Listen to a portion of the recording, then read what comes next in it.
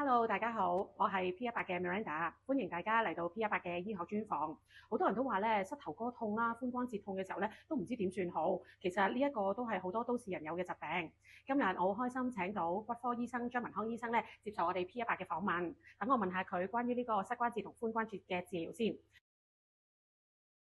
你都分享咗好多關於早期同埋中期嘅治療方法喎，咁但係咧可能有啲年紀比較大啦，佢哋咧個情況比較嚴重啦，又或者去到比較後期咧，咁其實仲有咩治療方案可以俾佢哋啊？嗱，好多時候啲病人嚟到睇我哋咧，可能一半以上咧都唔係啲早期或者中期嘅個案，係啲比較晚期啦、嚴重嘅退化個案。咁好多時佢哋心目中第一個問題就問我哋啦，醫生，咁我情況要唔要做手術啊？應唔應該做手術啊？咁樣。咁其實當個病人即係話去到一個嚴重嘅狀態咧，咁手術咧基本上就係最有效可以徹底解決問題嘅方法。咁但係如果關於個病人咩時候需要做咧，一般嚟講我哋有三個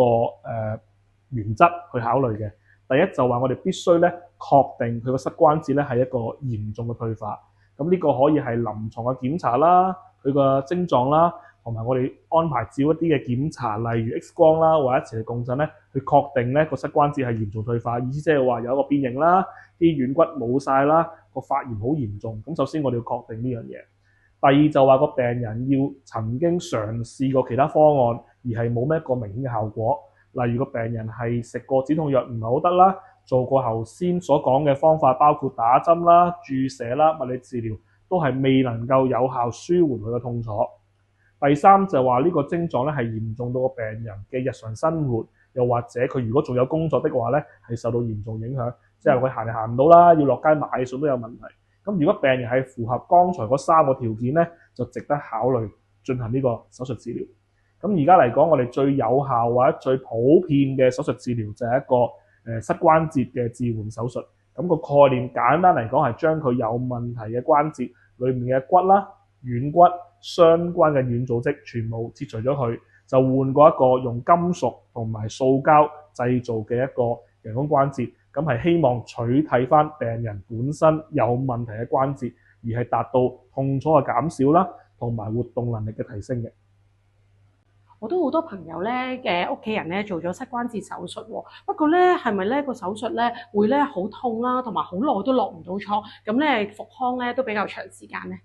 嗱，以前嚟講，如果講緊10零年前咧，做呢個手術咧，當然係一個比較大規模嘅手術啦。個手術可能要3至4個鐘頭啦。病人咧做完之後咧，基本上都唔俾佢落床住，要臥床休息幾日咧先可以落地嘅。咁但係近年來關於呢個膝關節置換手術咧，我哋有好多唔同嘅新發展，令到個病人個安全性啦，同埋個復康咧都有好大嘅改善嘅。咁其中一個突破嘅咧就係呢個引入咗新嘅技術，我哋叫做機械臂輔助關節置換手術。咁簡單嚟講咧，就利用一個醫生操作一個機械臂咧，去控制我哋去點樣去做一個手術嘅過程。咁嗱，傳統嚟講，我哋做呢個手術基本上我哋就牽涉到切骨啦，同埋擺一個人工嘅假體。咁但係呢兩個部分咧，以前嚟講都係靠醫生人手去進行。咁當然嗰個準確度唔會好高啦，我哋一般嚟講個準確度講緊大約80%到嘅啫。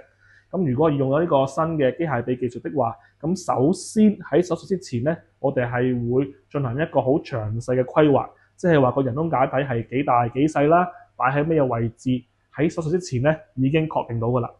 咁做咗呢部分之後，我哋基本上做手術嗰陣時就利用呢個機械臂咧，去準確咁樣去執行翻我哋手術嗰陣時嘅計劃。咁令到嗰個位置基本上係個準程度咧，去到95%到嘅。咁利用呢個新技術的話，我哋嗰個流血會少咗啦，我哋個軟組織嗰個創傷亦都低咗。咁呢兩方面咧係令到病人個術後嘅痛楚同埋用止痛藥嘅需要咧係減少咗嘅。咁而家嚟講，我哋手術大約1個鐘至個半鐘到。咁基本上病人咧可以好快做完手術之後可以落地。以前嚟講話，最先10幾年前做完手術之後要唞1-2日，咁之後我哋慢慢將個時間咧就推到今日做手術就聽日落地。咁而家嚟講，我哋基本上可以做到朝早做手術，做完之後大約2至3個鐘頭咧已經可以落地行路㗎啦。哦，好犀利喎！係啦，咁所以而家基本上係利用咗呢個新技術咧，係有呢個進步。咁另外一個新嘅發展，我哋就話用咗呢個，正如頭先所講，一個術後快速康復嘅概念，就係令到病人基本上做完之後，好快就可以開始落地行路。我哋透過減少出血啦，減少軟組織嘅創傷啦，用一啲唔同類型，我哋叫做多模式嘅止痛藥咧，咁係令個病人咧術後嗰個復康咧係越嚟越快嘅。咁當然我哋個病人復康快唔係純粹話記錄上我哋想快啲咁落地，而係我哋有好多研究證實咧，個病人術後越快開始喐動咧，其實個手術效果會越嚟越好，同埋手術相關嘅風險咧都可以明顯減低嘅。我想問下咧，好多人話咧，做完呢個手術之後咧，可能咧只係得10年之後又要再做喎。咁其實咧，膝關節置換咧呢個壽命可以幾耐㗎？嗱，好多病人咧都對呢個人工關節嘅壽命咧有啲誤解嘅，咁我都可以講一講。嗱，其實人工關節手術喺香港以至全世界都係一個歷史都幾悠久嘅手術。我哋第一批嘅手術咧係講緊係70年代嘅。咁如果個病人當時喺70年代或者80年代去做呢個手術咧，以當時嘅技術同物料嚟講咧，人工關節嗰個壽命咧，的確係比較短嘅。如果睇翻嗰陣時嘅數據咧，做完手術之後，大約20年度咧，我哋講緊有成30%嘅病人咧，嗰個關節咧會出現問題，我哋會最需要咧進行一個即係翻修嘅手術，即係要拆過佢再擺個落去。咁但係隨住我哋嗰個時代嘅進步，引入咗唔同嘅新技術，例如頭先所講嘅機械臂技術啦，我哋嘅物料有明顯嘅提升啦，做嘅方法都有明顯嘅進步。咁種種嘅因素咧，其實令到膝關節嗰個壽命咧係大幅提升咗嘅。咁所以當然我哋未有呢一刻嘅20年嘅數據啦。咁但係如果睇翻由80年代、90年代去到千禧年代咧，我哋見到個數字咧係越嚟越好嘅。咁所以我成日同病人講咧，如果而家嚟講，做完人工關節之後10年之後，嗰個人工關節存活嘅機會，即係冇問題嘅機會咧，係超過95%。而喺25年之後，嗰個人工關節成功存活咧機會咧都超過80%嘅。咁所以我成日同啲病人講，如果你已經登陸，即係話你已經過咗60歲呢個關口，而家嚟講做一個人工關節咧，基本上我都幾有信心，呢個人工關節咧應該可以陪你過世嘅。